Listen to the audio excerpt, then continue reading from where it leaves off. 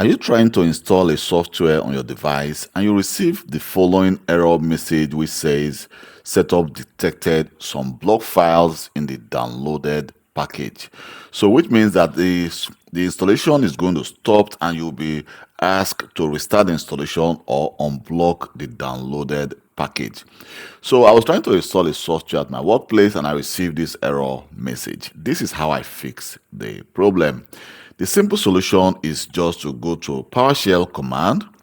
So when you visit PowerShell, when you open PowerShell as an administrator, so you're going to use the following command, which is the Get-Childitem path. And here is the path to the software. I'm just using this as an example.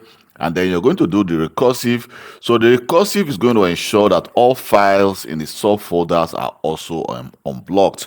So because if you try to unblock, just for example, you have multiple software in a specific files, or sometimes some software come with subfolders. So if you only unblock a specific folder or just the .exe file, the other files or software may not be unblocked.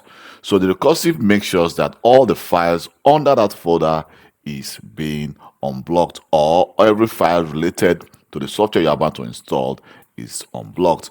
So when I run this command, after running this command, then you should be able to, for example, go back again to your software and then double click and then try to install. So this is actually going to install the software without any issue.